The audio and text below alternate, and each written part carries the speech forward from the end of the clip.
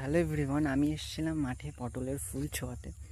তো সেটা হয়ে গেছে। প্রত্যেক দিন সকালবেলায় আমাকে আসতে হয়, না হলে আমার কপালে অশেষ দুঃখ থাকে। আমার মা আর আমার দাদা আমাকে চরম লেভেলের বলে, কথা শোনায়। তার জন্য আমি প্রত্যেকটা দিন সকালবেলায় মাঠে চলে আসি।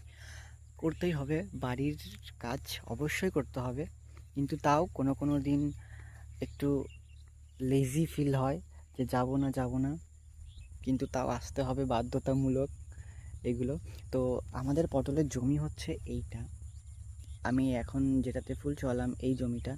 আর এখন হচ্ছে এই আরেকটা আমার দাদা নতুন পটলের জমি করেছে, মানে পটল লাগিয়েছে, কিন্তু এখনো পর্যন্ত কোনো মানে গাছ এখান দিয়ে হয়নি। অনেকটা দিন হয়ে গেল লাগিয়ে গেছি। ও সরি, এই সাইডে না, এই সাইডটায়, এইখান দিয়ে লাগিয়ে গেছি, এইখান দিয়ে, কিন্তু এখনো পর্যন্ত কোনো গাছ হয়নি।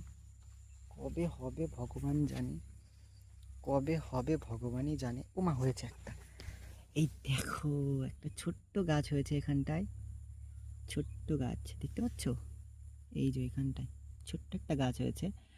এই লাইন দিয়ে পুরো ওইদিকে গাছ আর একটা হয়েছে। এই যে এখানটায় আর একটা হয়েছে। হাত দেবো না, দাদাকে গিয়ে বলতে হবে বাড়িতে যে পটলের চারা বেরিয়েছে।